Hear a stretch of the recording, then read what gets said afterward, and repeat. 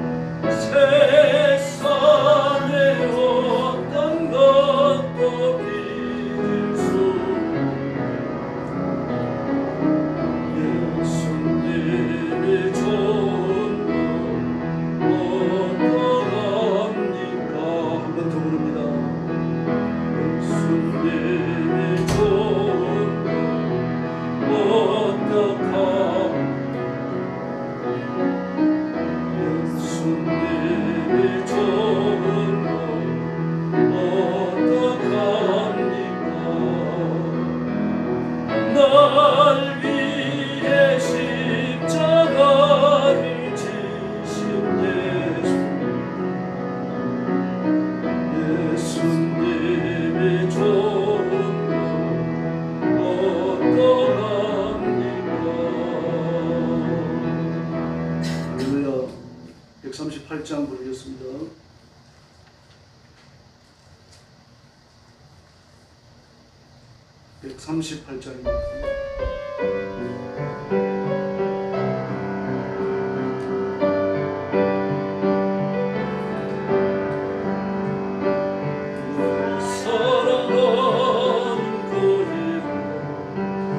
예수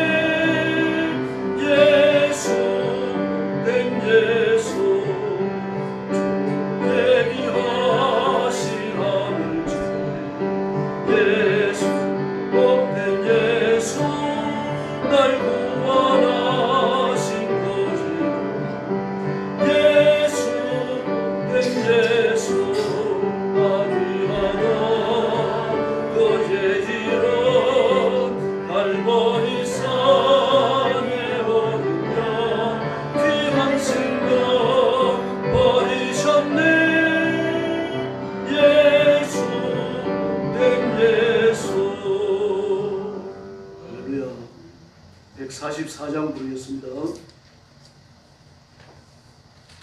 참여예수 144장입니다.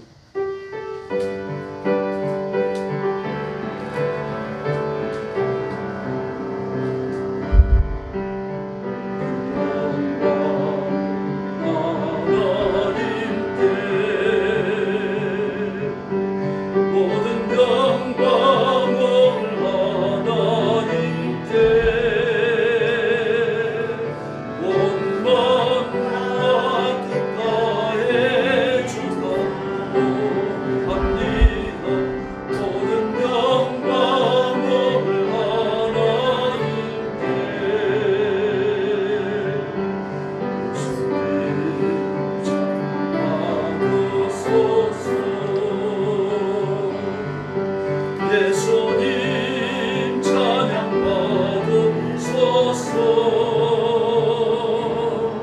죄사했네 우리 위에 성령 주셨네. 예수님 찬양 받으소서.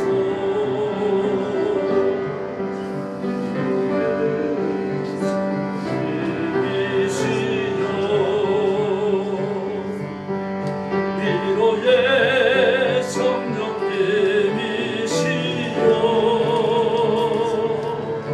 우리 안에 계셔서 너를 인도하셨네.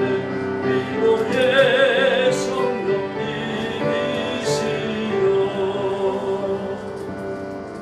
할렐루야. 참여예수 177장 부르겠습니다.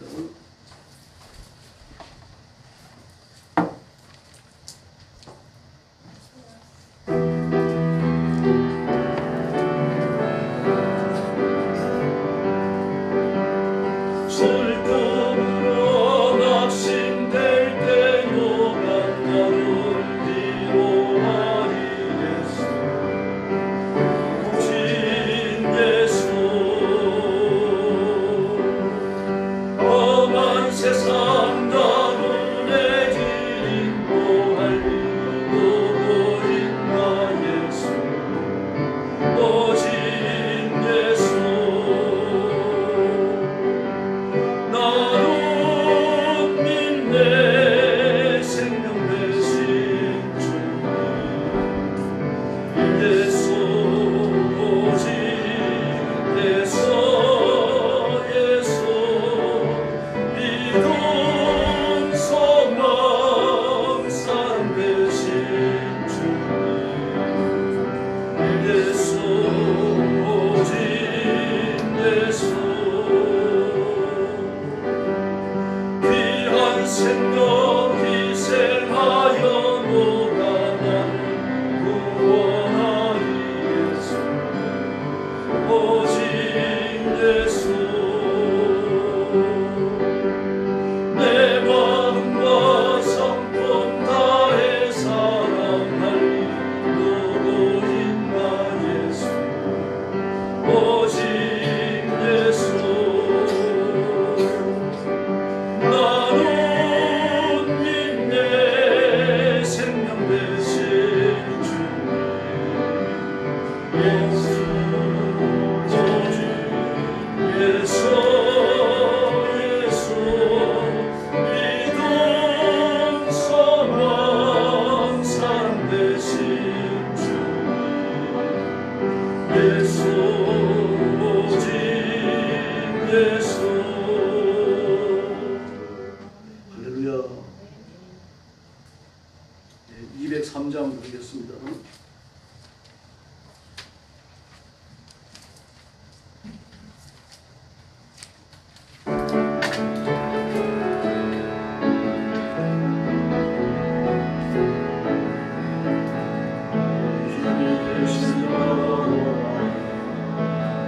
내가 주님을 사랑합니다. 주는 나의 반석이시며 나의 요새시사. 주는 나를 건지시고 나의 주 나의 하나님 나의 귀한 발이시오.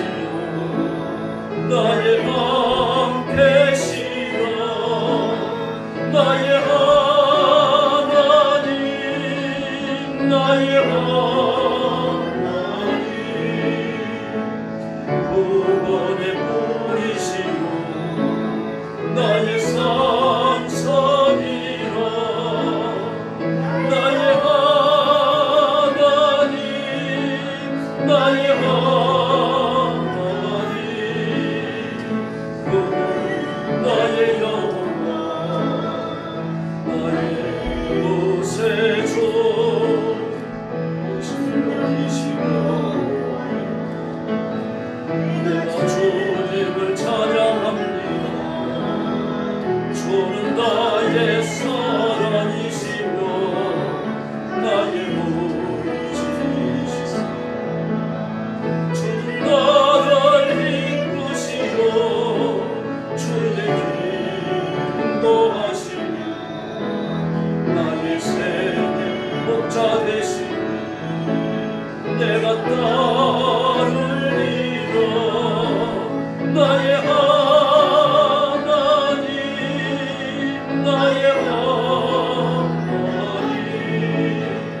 생명의 근요반으로 내게 씌우소서. 나의 하나님 나의 하나님 나의 여호와 나의 구세주. 할렐루야. 205장 부르겠습니다.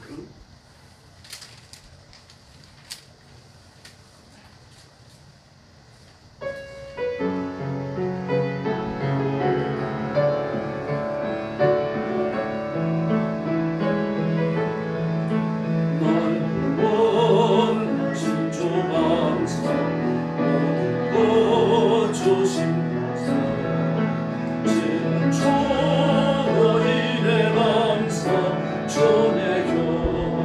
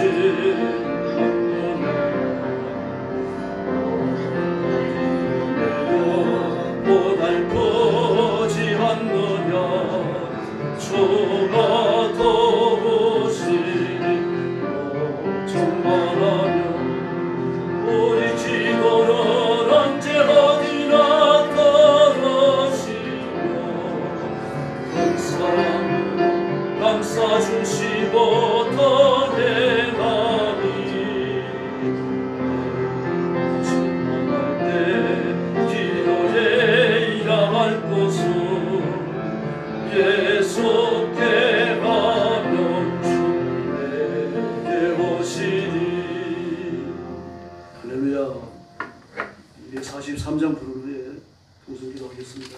최찬열 전사의 허리가 아파서 못 나왔습니다. 함께 기도해 주시기 바랍니다. 찬미예수 243장입니다.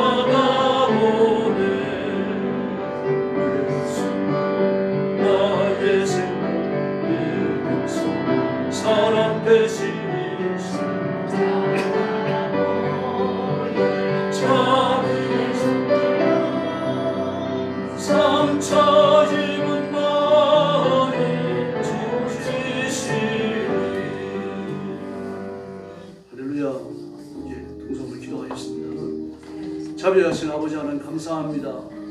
오늘 수요일 밤에 저희들 함께 모여 주 앞에 엎드렸습니다. 우리 수요 하나님께 경배하는 성도들, 영상으로 예배에 참여하는 성도들 다 기억하셔서 하늘 문을 활짝 여시고 보리의 복을 더하여 주시옵소서. 주님을 사랑하는 불붙는 열정을 주시고 온 힘을 다하여 하나님 앞에 순복하며 살게 하시고 하나님의 큰 영광 드러내게 하여 주옵시기를 우리 아버지와 간절히 원하고 기도합니다. 혹시 범죄하였을지라도 용서해 주시고 예수 그리스도의 십자가 성계를 배워가는 귀한 시간이 되게 하여 주옵시기를 원합니다. 하나님 말씀 앞에 순종하지 못했던 것, 말과 행동에 허물과 실수가 있는 것 다 용서해 주시고 우리가 예수님의 거룩하심을 덧입어서 죄와 싸워 승리하며 하나님의 의를 실천하며 하나님의 말씀 앞에 순종하며 살아가도록 인도하여 주시옵소서. 저희들에게 성령 충만함을 주시기를 바랍니다. 믿음의 부유함을 주시기를 바랍니다. 하나님의 권능을 허락하여 주옵시기를 원합니다.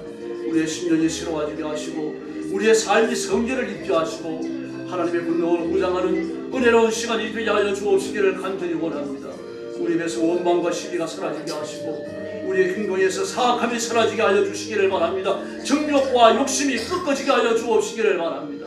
예수 그리스도의 사랑이 풍성함과 십자가 은혜가 충만하도록 역사하여 주시옵소서. 위로와 격려의 말이 우리 입술에 충만하게 하여 주옵시기를 원합니다. 성결하고 의로운 말이 충만하게 하여 주시기를 바랍니다. 십자가 은축을 자랑하는 전도의 말씀, 복음의 말씀이 충만하게 하여 주옵시기를 간절히 원합니다.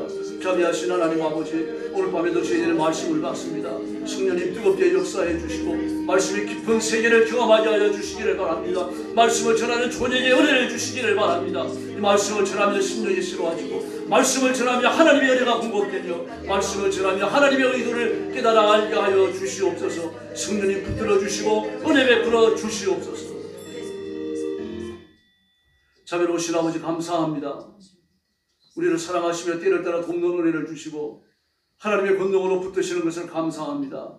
혹시 범죄하였을지라도 용서하여 주시고 십자가 보혈로 깨끗게 하사 예수 그리스도의 십자가 승리를 회복하는 은혜로운 시간이 되게 하여 주옵소서. 말씀을 받을 때 겸손히 아멘으로 받게 하시고 이 말씀의 깊은 교훈을 가슴에 새기게 하여 주시옵소서. 말씀을 전하는 종에게 은혜를 베푸셔서 이 말씀을 외치시던 예수 그리스도의 심정, 이 말씀을 감동하시던 성령님의 뜨거운 감동이 함께하여 주시옵소서. 예수님의 이름으로 간절히 기도 올리옵나이다. 아멘.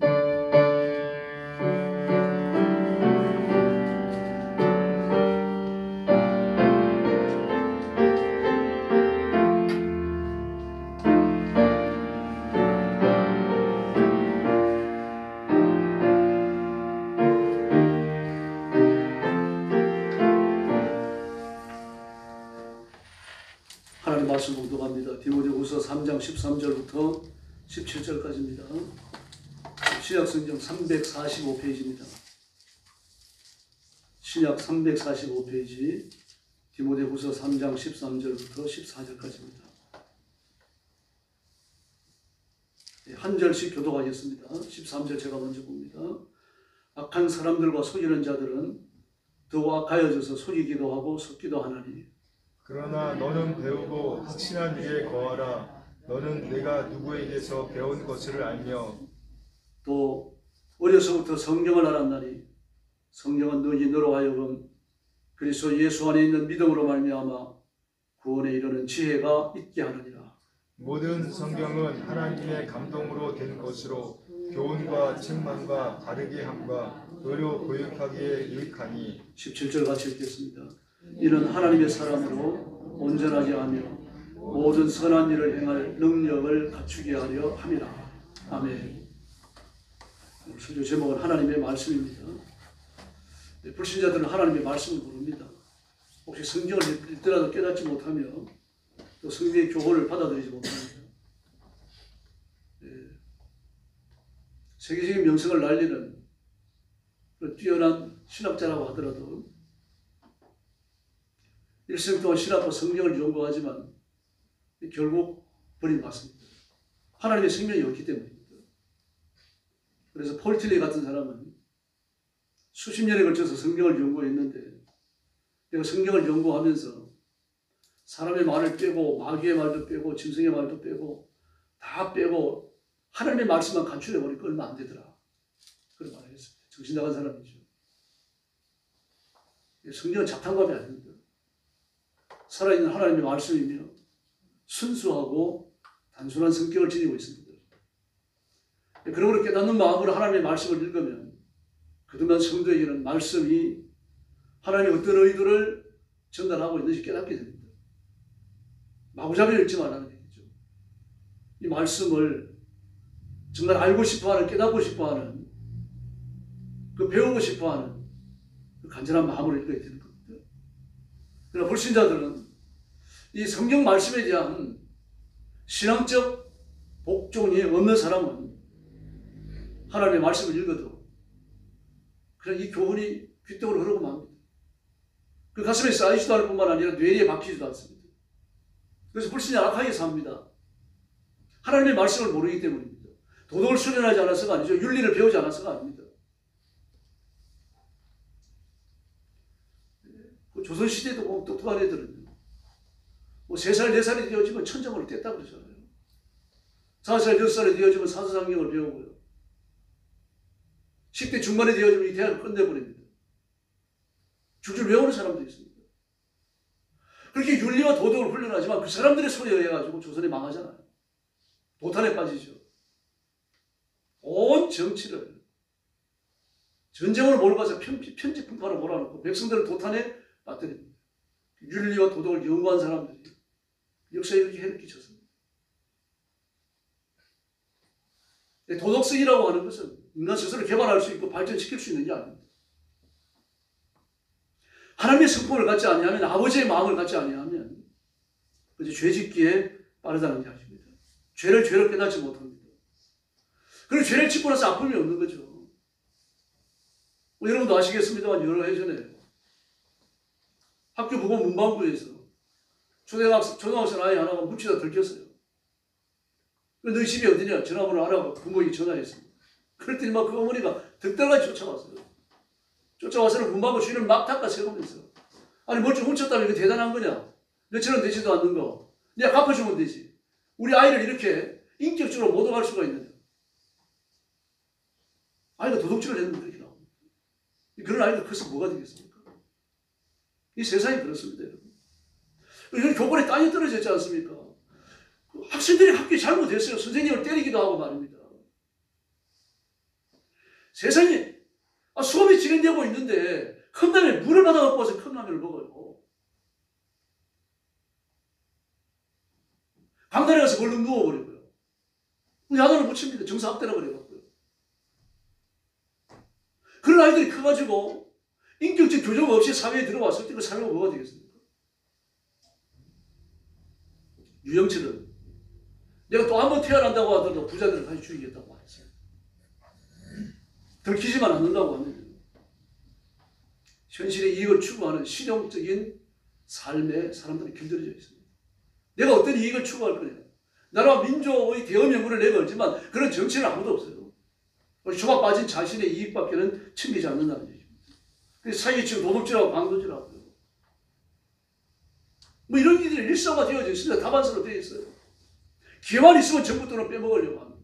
그 도둑질할 생각도 안 해요. 정치원 예배를 7억씩 받아놓고도 눈알 깜짝하지 않습니다. 뭐 그건 정신이 하나둘입니다. 기회가 없어서 못하지. 기회만 있으면요, 눈 딱 감고 그 비리를 다 저지릅니다.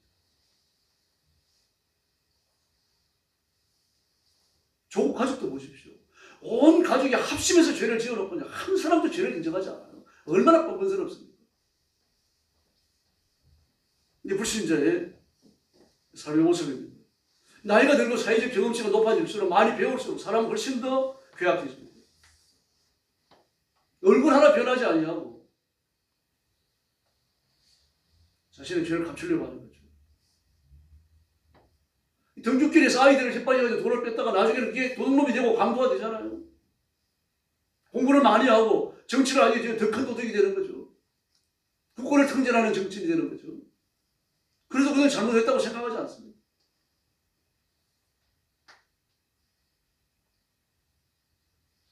그런 하나님의 신자들은 배우고 확신한 일에 거합니다. 오늘 본문에 나오는 것처럼요. 배우고 확신한 일에 거한다. 배우고 확신한 일. 믿음을 따라 행한다는 이야기입니다. 그럼 뭘 배웁니까? 하나님의 말씀을 배우는 거죠. 하나님의 말씀을 배우고 하나님의 말씀을 따라 신뢰감을 가지고 믿음을 가지고 살아간다는 이야기입니다. 하나님의 말씀을 잘 듣고 읽고 실천해야 되는 거죠. 이렇게 되어지고 나면 그 말씀을 따라 사는 데 있어서 확고한 신념 생기니까, 가치가 생기니까 흔들리지 않는 겁니다. 죄를 안 짓는다는 이야기가 아닙니다. 다윗처럼 죄를 짓습니다. 그러나 회개하고 돌아오는 거죠. 죄를 짓고 나서도 뻔뻔하거나 부끄러움을 모르거나 이러지는 않는다는 이야기입니다. 눈물 뿌리며 기도하게 되어 있습니다. 오늘 이와 같은 하나님의 말씀은 시대를 초월합니다. 인종이나 나라나 학식의 유무를 초월한다는 이야기입니다. 그래서 하나님의 말씀은 세상의 어떤 책과도 같지 않습니다. 이 하나님의 말씀은 온 세상에서 모든 시대를 통틀어서 지혜를 공급하고 지식을 공급합니다. 하나님의 말씀은 살아있는 지혜고 하나님의 말씀은 살아있는 지식인 줄로 믿습니다. 그러나 인간의 지식은 변합니다. 항상 변합니다. 시대에 따라 변하게 되어 있다는 이야기입니다. 어제 봤던 게 오늘 틀려요. 어제는 과학이 진리였는데 오늘 과학이 진리가 아닙니다. 뒤엎어져 버립니다. 아인슈타인의 상대성 이론도 수준되고 있잖아요. 상대성 이론이야말로 온 우주의 근원을 밝히는 중요한 원리라고 생각했습니다. 근데 그게 뒤엎어졌잖아요. 생물학에서요, 획득된 형질은 유전되지 않는다고 그랬습니다. 이게 수백 년에 걸쳐가지고 생물학을 지배한 중요한 원리였어요. 획득된 형질. 돌연변이로 생겨진 형질. 또 인간에 의해 가지고 고의적으로 변형되어진 형질. 그건 유전되지 않는다. 이제 유전됩니다. 도마도와 감자 유전자를 합쳐가지고요. 뿌리는 감자가 열리고 위에는 도마도가 열리고 유전되지 않는다고 그랬어요. 유전됩니다. 이제. 뭐 모든 획득된 형질이 다 유전되는 건 아닙니다. 유전되게끔 사람들이 만들어버렸어요. 이렇게. 바뀌는 겁니다. 과학이 발전하니까요. 시대가 발전해 가니까 말입니다.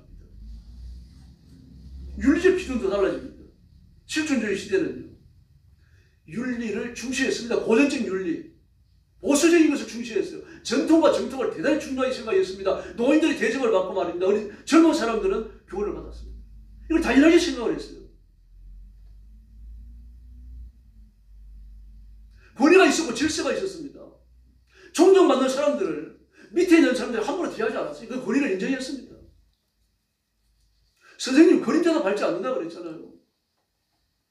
실제로 아이들이 그러지 않았습니까? 선생님 중의역이었어요. 존경했습니다. 마음으로부터 무서워했고요. 요즘은 아닙니다. 다 무너졌습니다. 21세기 포스트 모더니즘 시대에는요. 아주 이기적이고 개인적입니다. 뭐 손 윗사람도 없고 아랫사람도 없고 나밖에 없습니다. 내 마음이 들면 되고 내가 돈 벌면 되고 내가 이익을 취하면 됩니다. 내가 하는 행동이 내가 속해 있는 회사나 집단이나 교회나 가정에 어떤 영향을 줄까? 이게 영향 안 합니다. 우리 자랄 때는 어떤 말을 들었습니까? 칭찬 듣는 말이 뭐였어요? 아, 그럼 가정교육 잘 받았다. 최고 칭찬이었어요. 그 최고 욕은 뭡니까? 너는 가정교육을 그렇게 받았니? 윗사람 없이는 아랫사람이 존재하지 않았고 부모님이 없이는 자식도 역시 존재하지 않았던 겁니다.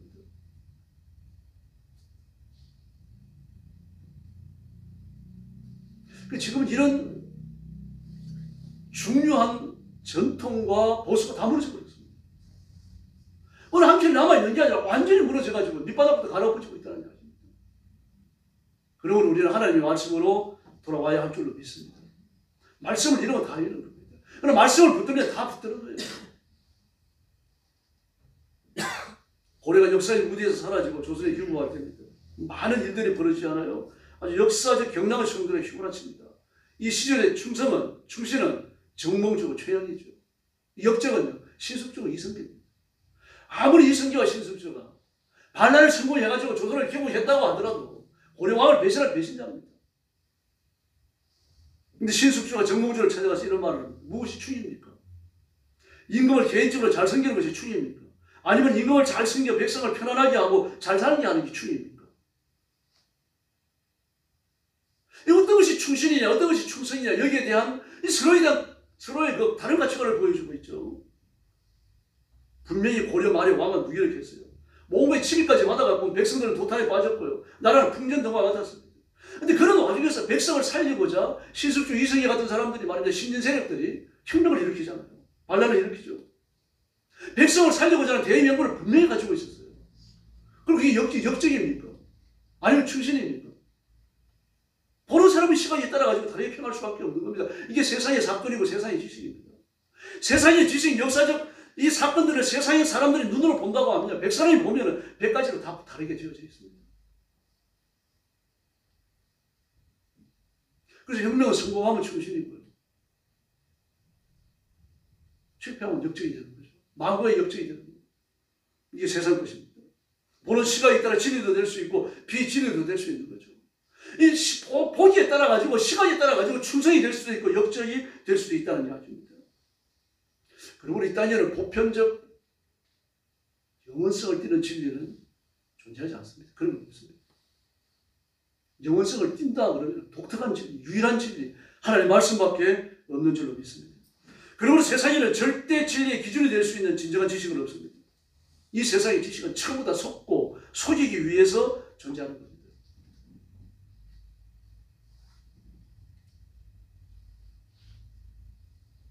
얼마 전에 인공지능 챗GPT를 만들어서 알트가 쫓겨났었죠. 그래서 하이르가 돌아갔습니다만 왜 쫓겨났는지 저런 사건이 일어나고 나서 인터넷에서 좀 뒤져봤어요. 이 챗GPT는 다른 인공지능과 다릅니다. 로봇과 달라요. 생성형입니다. 스스로 진보하는 거예요. 그래서 챗GPT를 연구하는 사람들이 놀랍니다. 날마다 좋아지고 있다는 겁니다. 조화를 이루고 있고 균형을 맞추고 있고 지속적으로 좋아지고 있다는 거예요. 그래서 이사들 사이에서 기독교 신앙을 가진 사람들한테 제 추적으로요. 이 챗GPT를 보면서 인공지능의 위험성을 느끼는 거죠. 만약에 이 인공지능이 인간에 해를 끼치기로 작정을 했다고 하면 그 길로 나가는 겁니다.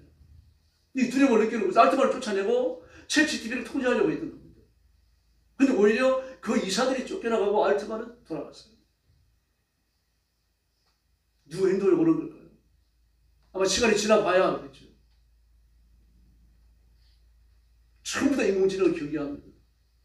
인공지능은 인류를 공격할 것이다. 지금은 그런 정도는 안 됩니다만 지금 인공지능은 약 한 6살, 7살 정도 되는 아이의 지능이라고 해요. 이제 무서운 속도로 발전하고 있습니다. 여러분, 어떤 지식이 돈이 될까? 어떤 지식이 정말 인간에게 생명 수준의 귀한 지식이 될까? 판단하는 건 쉽지 않습니다. 그래서 우리가 정신 차려야 됩니다. 이 세상에 있는 것은 궁극적으로 선을 지향하는 건 없습니다. 뭘 지향합니까? 이익을 지향합니다. 이걸 해가지고 나한테 이익이 어떻게 돌아올까? 이걸 해가지고 인류에게 어떤 이익이 돌아올까? 설사 일부에 위험이 된다고 하더라도 궁극적 이익을 취할 수 있다고 하면 그걸 받아들이는 게 인간입니다. 여러분도 TV를 보셨겠습니다. 충청도에서 빌하우스에서 이 과일 포장이 과일인가 농산물인가 그걸 포장해가지고 콘베이어벨트를 실어보내는 뭐 여러 사람이 해야 될 일을 로봇 하나가 하고 있었어요. 근데 사람이 다가왔는데 그 사람이 상자인 줄 알아가지고는 상자인 착각을 한 거죠. 착각을 해갖고는 그 무거운 로봇이 그 사람을 눌러갖고 죽여버렸어요. 이 로봇도 인공지능인데 이 로봇은 인공지능 중에서 아주 적은 겁니다. 그 일만 할 수 있는 거예요. 그래서 생성형 인공지능은 무섭습니다. 그냥 아주 지능이 낮은 로봇도 우리가 사람이 위해를 가하는데 인공지능이 고도를 발달해놓으면 무슨 일이 벌어지겠습니까? 분명히 인간에게 좋은 점이 분명히 있습니다. 그러나 인간이 해가 되지 않는다고 아무도 말할 수 없습니다. 이 세상에 인간의 궁극적 이익만 주는 그런 지식은 존재하지 않아요. 인간에게 궁극적 이익만 주는 지식은 하나님의 말씀밖에 없는 줄로 믿습니다. 세상에서 지금까지 쌓아왔던 수학이나 물리학이나 자연과학이 약하지 않습니다. 악하게 사용될 수 있어요. 그리고 사용자가 선한 의도를 갖고 바로 사용한다면요, 그 지식은 선합니다. 그러나 악한 사람이 의해가지고 악하게 사용될 때 그 지식은 사람 자신과 영혼을 죽입니다. 지금 전쟁터를 보면 압니다. 테러범들이 행하는 짓들을 보면 압니다. 지금 미국은 우크라이나 전쟁터에서 수많은 걸 시험해보고 있습니다. 다윈은 자연과학을 이용해서 진화를 펼쳤습니다. 그리고 이 땅에 일어나는 모든 일들을 진화론의 관점에서 보게 했고요. 하나님의 창조를 이론적으로 부인하게 만들었습니다. 지금 그 영향을 계속 받고 있는 겁니다. 지금. 체계적으로, 이론적으로, 학문적으로 하나님을 떠나고 있다는 얘기입니다. 그러므로 신앙이 등을 돌리더라도 예수 믿다가 안 믿더라도 교회 나오다가 안 나오더라도 양심의 가책이 없어요. 논리적 뒷받침을, 그 불신앙적 결단에 대하여 논리적 뒷받침을 받고 있기 때문에 그 일을 진화론이 합니다. 칼 박사는 하나님 앞에서 하나님이 없는 사회 철학과 공산주의를 만들어냈습니다.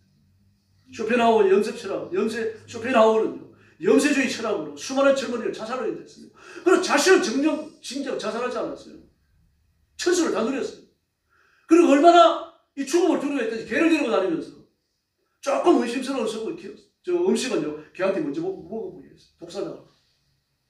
얼마나 비열하고 이율 배한 적입니까? 그 동시대 사람이던 괴테가 쇼펜하우어에게 이런 말을 했습니다. 만약 그대가 자신의 가치를 즐기고자 한다면 그대가 먼저 세계가 가치 있음을 인정해야 할 것이다. 그렇게 말했어요. 네가 얘기하는 것처럼 인생이 그렇게 우울한 것이고 그렇게 폐쇄적이고 그렇게 잘못된 게 아니라 네가 천수를 누리고 먹는 것도 조심하고 그렇게 인생을 살아가는데 이 세상에 가치 있기 때문에 그런 게 아니냐. 욕한 거죠. 그때 쇼펜하우어를 욕한 겁니다. 니체는 쇼펜하우어의 염세 철학에 승계했습니다. 신은 죽었다라고 외쳤어요. 그리고 인간이 신이 되고자 했던 실존주의 시대를 열었습니다. 이렇게 하나님을 떠난 인간, 하나님을 떠난 지식, 하나님을 떠난 학문이 끊임없이 인간들로 하여금 하나님께 도발하게 만들었던 겁니다. 그러므로 모든 지식은 하나님을 경외하기 위해 있다는 사실을 배워야 합니다. 오늘 본문 14절과 15절의 권고를 기억하셔야 됩니다. 너는 배우고 확신한 일에 가하라. 너는 내가 누구에게서 배운 것을 알며 또 어려서부터 성경을 알았나니 성경은 너로 하여금 그리스도 예수 안에 있는 믿음으로 말미암아 구원에 이르는 지혜가 있게 하느니라. 할렐루야. 바울은 그 당시에 최고의 학문을 배운 사람입니다. 가마리엘 문화라고 그랬죠. 요즘 같으면 서울대학을 따올려 나왔다는 말이에요. 근데 그가 궁극적으로 하는 말이 뭡니까? 이게 전부 나의 배설물이다. 내게 가장 귀중한 것이 있다면 예수님밖에 없다. 오늘 내가 예수님밖에 없다는 사실을 너한테 가르쳤는데 이 사실을 네가 누구에게 배웠는지를 잊지 마라. 성경을 알고 성경을 붙들어라. 이 말씀이야말로 너를 구원에 이르는 지혜를 공부하는 책이다. 다시 말해서 어떤 학문을 배웠다고 하더라도 구원에 이르는 지혜를 공부하지 못한다면 그건 죽은 것이고 배설물이라는 것입니다. 똥오줌이라는 말이죠. 세상의 지식은 속고 속이기 위해 있습니다. 그러나 바울 사도께서는 너는 배우고 확신한 일에 가라. 그렇게 권고합니다. 그러므로 그리스도인은 성경 말씀에 대한 믿음을 가지고 이 말씀을 고집스럽게 사용하고 삶의 원리로 삼아야 할 줄 믿습니다. 이렇게 사는 걸 부끄러워해서 안 됩니다. 그 성경을 알고 성경을 배워 성경에서 배운 그대로 인생을 살아가는 것입니다. 그러므로 하나님을 알아야죠. 하나님이 누구신지 알아야 되니 어떤 일을 하시는 분이신지 알아야 되고 그리고 무슨 말씀을 하셨는지 알아야 되고 죄인은 벌을 받고 의인은 구원받는다는 사실을 분명히 기억하고 있어야 합니다.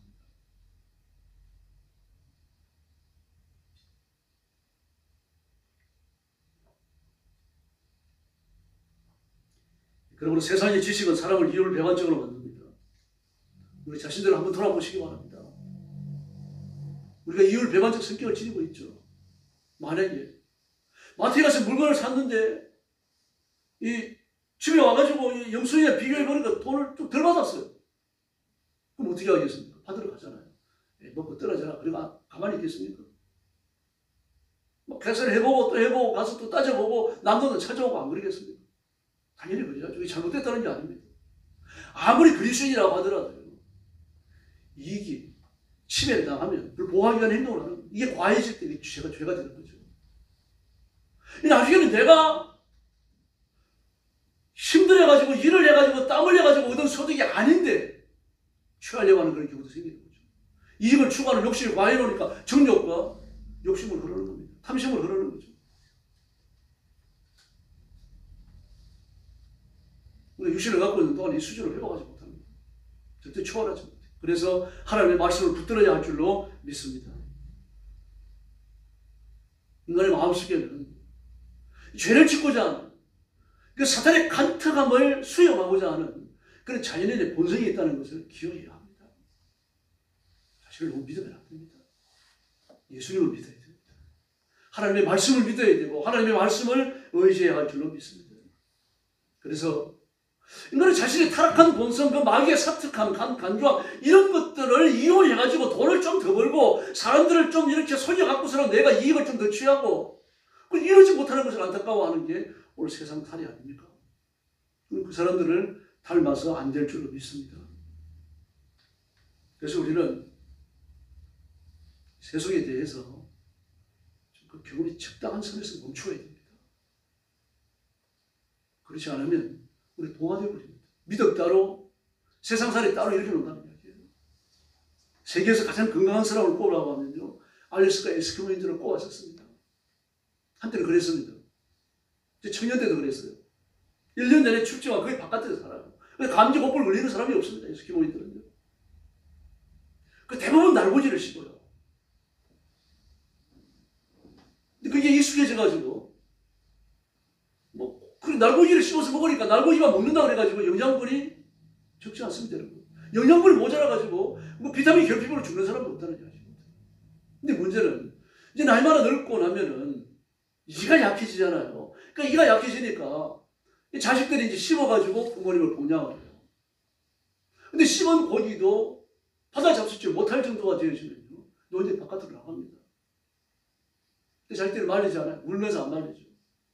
고백이 희생당합니다. 그들은 고백이 희생당했다고 생각하지 않냐고 곰으로 돌아갔다고 생각합니다. 두껍고 흰곰해져요.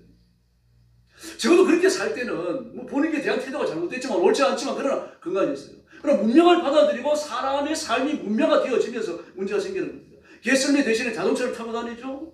공기는 오염되어지고 안락한 아파트에서 더운 공기를 마시며 살아갑니다. 음식을 익혀먹고 자연을 누비는 것도 포기하고 도시 안에 갇혀서 안일하게 일하고 공장에서 일하고 말이죠. 그 결과 당뇨, 혈압, 심장병, 각종 성인병과 문화 치료 안에 시달리고 있습니다. 예수님은 옛말입니다. 우리 그렇게 돼갑니다. 그럴 가능성이 있습니다. 다시 말해서 세상에서 얻는 것들에게 너무 많은 과한 관심을 갖게 되어지면 내가 믿음을 배신하고 그 이익을 추구하는 데 익숙해진다는 이야기예요. 이제 우리는 실패와 영적인 파멸을 몰아넣을 수 있습니다. 회개하고 돌아오니까 지옥은 안 가겠죠. 그러나 풍성한 은혜를 체험하지 못합니다. 그러나 하나님의 말씀은 사람을 살리는 줄로 믿습니다. 일본이 한국을 침략한 한일 합병 전에, 그 전에 이미 우리나라는 복음을 받아들여가지고 많은 그리스도인들이 있었어요.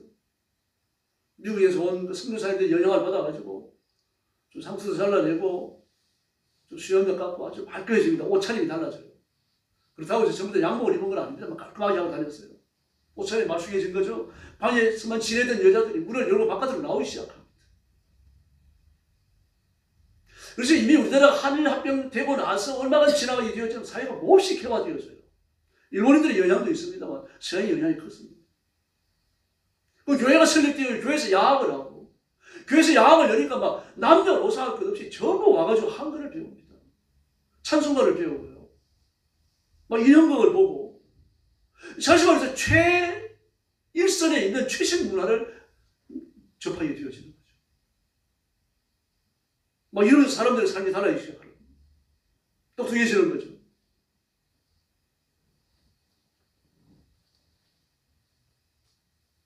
그러면 교회를 나오는 사람과 나오지 않는 사람 사이에 생각의 차이가 존재할 수밖에 없습니다.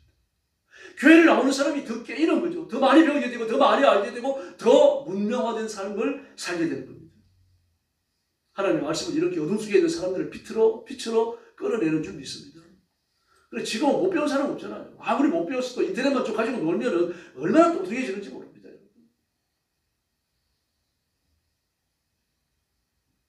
성경을 배운 민족은 폭정에 접할 때 두 가지 일이 일어난다고 합니다. 하나는 폭정으로 폭정을 앞세워가지고 압시하는 민족이 있잖아요. 그 민족과 싸우다가 전멸을 당하든지 아니면 폭정하는 압제자들을 손을 놓고 물러가게 만들든지. 우리가 두 번째 경우죠. 후자입니다. 인도도 후자였습니다. 인도는 영국의 압제를 수백 년간 갔죠. 그리고 36년 만에 끝냈습니다. 하나님의 말씀은 사람을 빛으로 끌어냅니다. 빛 속을 어둠에서 빛으로 끌어내는 거죠. 계몽주의를 인라이트먼트라고 불렀습니다. 빛 안으로. 진정한 역사와 인간의 삶을 빛으로 끌어들이는 것은 계몽주의가 아니라 하나님의 말씀입니다. 예수 그리스도의 십자가 은총인 줄로 믿습니다. 이 하나님의 말씀은 삶의 안내자입니다. 119편 105절을 보니까 주의 말씀은 내 발에 등이요 내 길에 빛입니다. 그렇게 말했습니다. 이 말씀을 왜 하는 겁니까? 세상은 어둠이라는 얘기죠. 세상이 어둠이기 때문에 하나님의 말씀을 붙들지 아니하면 인생길에 빛이 없다는 얘기입니다. 여기 부딪히고 저기 부딪히고 넘어지고 자빠지고 말이죠. 뒤집어지고 그렇게 인생을 살다가 죽어서 지옥에 떨어지는 거죠. 그러나 우리가 빛이 되시는 하나님의 말씀을 붙들면 천국까지 안전하게 안내를 받게 될 줄로 믿습니다. 여호와의 계명 순결하게 눈을 밝게 하고 여호와를 경외하는 너는 정결한 영혼까지 이루고 여호와의 규례는 확실하여 의롭습니다. 우리의 삶을 인도합니다. 비행학교에서 교과서적 비행술에 대해서 이렇게 가르친다고 합니다. 조종석에 앉아서는 절대로 자신의 감각을 믿지 마라. 특히 악천후 속에서 비행할 때나 고도가 높아질 때 공중의 한복판에서 항로를 이탈했을 때 더욱 자신을 믿지 말고 계기판을 믿으라. 그렇게 가르친다고 합니다. 그러니까 그런가 하면은 공중에 올라가 보면은 이게 비행기가 바로 있는지 뒤집어졌는지 뭐 어디를 향하고 있는지 모른다는 이야기입니다. 그런데 계기판 기계는 정확하게 길 안내가 되는 거죠. 그와 같습니다. 우리 삶이 혼란스러울 때 다 중단하고 하나님의 말씀의 안내를 받아야 할 줄로 믿습니다. 그 말씀은 빛이고 인생의 계기판이 되기 때문입니다. 그래서 인생을 헤쳐나갈 악천후를 헤치고 나갈 수 있는 그런 지혜와 능력과 권능을 고백합니다. 아브라함이 의지했던 것도 하나님의 말씀입니다. 200만이 넘는 이스라엘 백성들을 이끌었던 그 모세의 강력한 리더십이 어디서 나옵니까? 하나님의 말씀, 계시, 하나님의 은총에서 나왔습니다. 링컨의 어머니는 독초를 먹은 소의 우유를 먹고 죽습니다. 근데 그는 평소 자기 아들 아브라함 링컨에게 유언처럼 이런 말을 했다고 합니다. 너는 1000 에이크의 땅을 갖는 사람보다 한 권의 성경책을 가진 사람이다. 그 당시에는 이렇게 경건한 청교도적 신학원에서 많았습니다. 1000에이크면 이게 몇 평이고 하면 124만 평입니다. 한번 상상해 보세요. 124만 평을 펼쳐놓으면요, 저 끝이 안 보일 겁니다. 근데 그렇게 넓은 땅을 갖는 사람보다 한 권의 성경책을 갖는 사람이 돼요. 땅을 가진 사람은 부자가 되겠죠. 그러나 말씀을 가진 사람은요, 영생을 얻게 될 줄로 믿습니다. 이 땅에서 하나님의 지배를, 하나님의 은총을 잊게 되는 거죠. 미국의 땅콩 박사로 불리는 조지 워싱턴 카버가요, 미국의 발전에 지대한 영향을 끼칩니다. 그리고 땅콩에서 수백 가지 물질을 추출해내요. 참 경이롭습니다. 이 조지 워싱턴 카버의 전기가 있는데 그 책임을 보면요, 기상천외합니다, 이 사람이. 근데 전부 다 그걸 어디서 얻어냅니까? 기도하다가 얻어내요. 기도하다가 신비롭게 지혜를 줍니다. 하나님 주십니다. 그래서 손바닥을 딱 치면서 기록을 합니다. 그렇게 얻은 거, 그렇게 깨달은 것을 직접 기계를 만들어가지고 만들어내요. 그리고 그걸 땅콩 농사를 짓는 사람들이 또 가르쳤습니다. 굉장한 지식을 얻었죠. 그리고 한 번은 그의 그 업적을 기려가지고 국회에 와가지고 그 이야기를 하게 했습니다. 강연을 하게 했어요. 상원이었습니다. 상원 농협위원회가 추가돼가지고 상원에 와갖고 이제 강연을 했습니다. 자기가 이렇게 뭐 여러 가지 땅콩에서 추출물, 뭐 수백 가지 추출물 얻어내니까 이렇게 얻게 된 것은 성경에서 배웠습니다. 그러는 거예요. 그 의원 안 하고 손을 들고는 하버 박사님, 저는 아무리 성경을 읽어도 성경에 땅콩이라는 말이 없었어요. 조지워싱턴 카버가 이런 말을 합니다. 그렇습니다. 성경에는 땅콩이라는 말이 없습니다. 그러나 성경은 제게 여호와 하나님께 대하여 말했고, 여호와 하나님께서는 제게 땅콩에서 얻을 수 있는 모든 물질을 뽑아내도록 지혜를 주셨습니다. 제가 성경을 읽지 않았다면 하나님의 지혜를 얻을 수 없었을 겁니다. 그렇게 말해요. 얼마나 놀랍습니까? 성경을 읽으면 똑똑해질 줄로 믿습니다. 성경은 사람에게 지혜의 눈을 열어주고 하나님의 은총의 세계로 인도해 주는 겁니다. 창조 세계를 이해할 수 있게 해줘요. 역사에 대한 하나님의 섭리를 깨닫는 눈을 주시고 개인에 대한 하나님의 인도하심을 깨닫도록 이끌어 주십니다. 그리고 말씀을 모르면 영적으로 그만큼 어둠에 있게 되는 겁니다. 말씀을 아는 것만큼 빛으로 나오는 거예요. 성경을 조금 읽고 말씀을 조금 아는 사람은 무슨 불행한 삶을 사는 겁니다. 이런 사람은 죄를 지어도 아플 게 별로 없어요. 성경은 또 죄를 깨닫게 해줍니다. 이 사회의 어둠은 도덕적 어둠은 단순한 도덕적 어둠이 아닙니다. 영적인 어둠이에요. 그 도덕적 훈련이 안 돼가지고 윤리에 대한 지식이 부족해가지고 사람이 죄를 짓는 건 아니라는 얘기입니다. 이 시대의 죄를 걷어내기 위해서는 기독교인이 되는 수밖에 없고 예수님의 십자가의 은총으로 거듭나서 깨끗해지는 수밖에 없고 하나님의 생명을 얻는 수밖에 없습니다. 다른 길이 없습니다. 전혀 다른 종자가 되어야 돼요. 그래서 거듭나는 겁니다. 딴 생명을 얻는 거죠. 우리 하나님의 말씀과 만나기 전에는 주일 성수 안 하고 11주 안 하고 예수 안 믿어도 그게 전혀 문제가 없었잖아요. 아무 문제가 없었어요. 그럼 예수 믿고 하나님의 자녀가 되고 죄를 용서하고 거듭나고 나면요, 그런 게 전부 다 마음을 아프게 하는 죄가 되잖아요.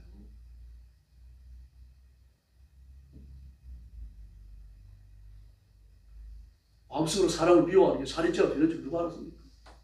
그럼 말씀을 알고 보니까 예수 믿고 성경을 읽고 보니까 그게 전부 다 죄라는 것을 배우게 되는 거죠. 이 평소에 물맞이 자연스럽게 하던 것도 죄더라는 이야기입니다. 우리의 삶을 하나님의 말씀을 통해 통찰해 보면 참 우리가 벗어야 할 세속주의 습관이 너무 많습니다. 말씀을 읽지 않으면 이런 지적을 받을 수가 없는 거죠. 근데 성령 진리를 믿는 것조차도요, 하나님의 주권에 달려 있습니다. 올람 이상재 선생님, 초대 주미공사 박정관의 사무관으로 1880년 한 해 동안 미국에서 있게 되어집니다. 근데 올람은 미국에 가가지고 신기술로 무장한 그 미국을 아주 강대함에 표를 내들어요. 어떻게 하면 이렇게 신기술로 나라가 무장할 수 있을까? 그 미국이 가지고 있는 1000분의 1, 10,000분의 1도 조선에 없었거든요. 그래서 묻습니다. 그 사실을 물었습니다. 미국 대사를 만나가지고 이 당신네 나라는 어째서 이렇게 신기술로 무장된 강대한 나라가 됐습니까? 이런 강한 국가와 군대를 가지고 있습니까? 물었습니다. 그랬더니 미국 대사가 대답을 하는 게 아니고 천국 공사관이 옆에 있다가 날름 대답을 하는 이런 말을 해요. 서양 문명은 성경에 근거하고 있어서 그렇게 강한 국가가 될 수 있습니다. 그러면서 한문으로 성경책 하나를 주는 겁니다. 신약 성경. 그리고 이제 그 말을 하기 위해 가지고 미국 대사가 이제 몇 마디 말을 덧붙여요. 근데 이 상제, 그 월남 시상제 귀에 막힌 건 그겁니다. 지금 미국의 문명뿐만 아니라 강대한 모든 서양 국가들의 문명이 성경에 근거해서 그렇다는 거예요. 이 말이 그냥 뇌리에 박혀버립니다. 그리고 그때부터 성경을 읽습니다. 신약 성경 이제 마태복음부터 계시록까지. 근데 아무리 읽거든요. 원리를 찾을 수가 없는 겁니다. 아무리 봐도 군사전략법이 안 나옵니다. 무기제작법도 없습니다. 어떻게 하면 국가 행정을 잘 해나갈지 그런 거 하나도 나오지 않습니다. 이해할 수 없는 말들만 꽉 차 있는 겁니다. 근데 월남이 성경을 보는 눈이 열리는 날입니다. 15년 후 독립운동을 하다가 종로 경찰서 유치장에 갇힙니다. 한겨울인데 뭐 일어나서 움직일 수 없고 너무 추우니까요. 이제 바닥에 가마니를 깔아놓은 겁니다. 그리고 가마니 하나를 더 넣어주니까 가마니 뒤집어 쓰고 이러고 이제 이렇게 앉아갖고 이제 몸을 흔들면서 뭘 하고 있는데 이 자꾸 궁지에 뭐가 걸리는 거예요. 엉덩이 밑에서. 근데 뭘 그걸 꺼내보고 싶어도 말이야. 추우니까 귀찮아가지고 그걸 그러고 있는 겁니다. 옹지 앉았다가 이제 옹졌다가 그럼 또 베기고. 그래서 손을 넣어가지고 꺼내보니까 자기가 그때 신약 성경이고 신약 성경 중에 요한복음 한 권이었어요. 그 성경을 읽다가 그 종로 경찰서에서 거듭납니다. 그래서 박수를 쳐요. 깜짝 놀랍니다. 아, 이래서 서양 국가들이 하나님의 말씀에 기초해서 부활해졌다고 합니다. 깜짝 놀랍니다. 그리고 종로 경찰서에 나와가지고 YMCA를 찾아가요. 그 인생이 그렇게 해서 변합니다. 성령께서 열어주셔야 되는 거죠. 성경의 원저자가 성령님입니다. 성령님이 이 말씀을 기록할 수 있도록 마음에 감동을 주셨어요. 그러므로 이 말씀을 기록할 수 있도록 감동을 주신 성령님이 말씀을 읽을 때 깨닫도록 해주셔야 됩니다. 깨달음을 주지 않으시면 일평생을 성경을 읽다가 못 깨달아요. 깨달음을 주시면 그 즉시 눈이 열려버려요. 제가 이세종 얘기를 여러 번 했죠. 창세기 1장 1절을 한 구절을 읽고 외우고 그러면서 눈이 열려버립니다. 거듭나버립니다. 성경에 위대한 저술이 많습니다. 세계에는 위대한 저술이 많습니다. 뭐 요즘 대학들은 아주 눈부신 학문의 진보를 거듭하고 있습니다. 그래도 모자라가지고 얼마나 학생들이 공부를 시키는지 모릅니다. 전 세계에서 가장 유수한 대학을 뽑으라고 하면 하버드를 뽑습니다. 하버드 공부하기 대단히 어렵다고 합니다. 교수들이 학생들의 성적, 실력을 드라이는 마음속에 정해둡니다. 그래 거기에 오르지 않는 학생들이 무참히 유고 다 시켜버립니다. 그러니까 열심히 책을 읽고 열심히 과제를 하고 팀을 만들어가지고 열심히 애를 쓰지 않으면 하버드를 졸업 못하게 되는 거죠. 그래서 하버드 다니는 사람 얘기를 들어보니까 그래요. 학교에서 그 교수가 이끌어가는 그 스케줄 따라서 공부를 하면 휴가 못한다. 방학이라는 게 없다. 그런 말을 해요. 놀 수가 없다는 겁니다. 그렇게 공부를 하는데도 그 공부가 인격을 변화시키지 못해요. 하나님의 말씀은 인격을 변화시키는 줄로 믿습니다. 하나님의 말씀은 우리 생명의 양식이 됩니다. 세상에 어떤 위대한 학자의 위대한 책이라도요, 사람이 죄를 깨닫고 회개하도록 만들지는 못하는 겁니다. 그러나 성경을 읽게 되어지면 죄를 지적받고 회개하게 되는 거죠. 거듭나서 새 사람이 됩니다. 그렇게 거듭났다고 하더라도 영적으로 아직 어린아이와 같은 거죠. 그러므로 말씀을 부지런히 읽어야 됩니다. 이 말씀은 영의 양식이 되고 영의 교훈이 되어집니다. 그러므로 말씀을 매일 읽는 사람은 매일 좋은 음식을 먹는 것과 똑같은 겁니다. 값진 음식, 영양가 있는 음식을 먹는 것과 같습니다. 성경은 우리 신앙의 유일한 표준이며 성경은 우리가 살아가는 인생길의 진정한 빛입니다. 그러므로 그리스도인은 말씀을 떠나 존재할 수 없고 말씀을 따라 살아갈 수도 없고 말씀을 떠나서 천국에 이르지도 못합니다. 말씀을 굳게 붙드시고 말씀을 읽을 때마다 깨달음을 달라고 하나님의 은혜를 구하시기를 바랍니다.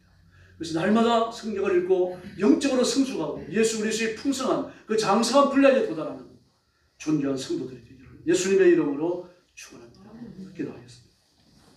정확한 표준의 성경 말씀을 우리에게 주셨으니 감사합니다. 세상의 도덕과 비교할 수 없는 초월의 윤리를 주시고 이 말씀을 따라서 우리 인격이 변하고 삶이 변하고 마침내 예수 그리스도의 모습을 담도록 우리를 변화시켜 주시는 이 거룩한 은총을 베푸셨으니 감사합니다.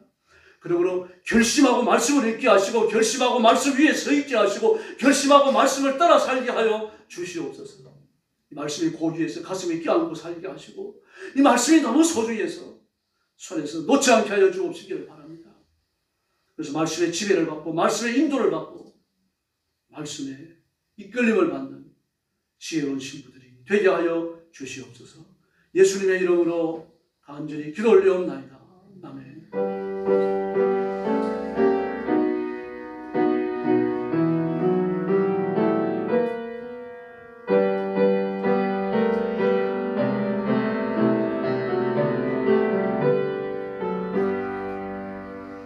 찬송가 121장 부르겠습니다.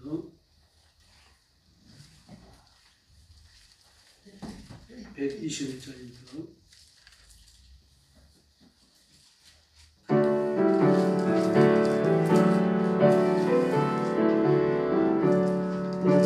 보존하신 날 먹자 영광 볼 때에 천사 찬송하는 말 예수가 인하신 우리 진거 우리 주도 함께 전하세 예수 그리스도 우리 주 베들레헴 인하신 천사 노래 듣고서 베들레헴 가보니 신하의 복음과 예수가 인하신 우리 인도 우리 주 모두 함께 전하세 예수 그리스도 우리 주 베들레헴 인하신 자처럼 우리도 나아가서 헛되세 물가니 선에서 예수가 인하신 우리 인도 우리 주 함께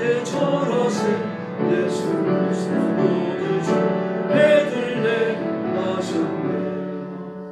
할렐루야. 새벽 기도와 금요일 기도에 많이 나오시고 그리고 성경 읽고 기도하는 데 힘쓰시고 지난 1년 동안 돌아보며 하나님 앞에 자신을 살피는 그런 시간들을 가져주시기 바랍니다. 이제 머리 숙여서 주님 가르쳐 기도드리겠습니다. 하늘에 계신 우리 아버지, 아버지의 이름을 거룩하게 하시며 아버지의 나라가 오게 하시며 아버지의 뜻이 하늘에서와 같이 땅에서도 이루어지게 하소서. 오늘 우리에게 일용할 양식을 주시고 우리가 우리에게 잘못한 사람을 용서하여 준 것 같이 우리 죄를 용서하여 주시고 우리를 시험에 빠지지 않게 하시고 악에서 구하소서. 나라와 권능과 영광이 영원히 아버지의 뜻입니다. 아멘.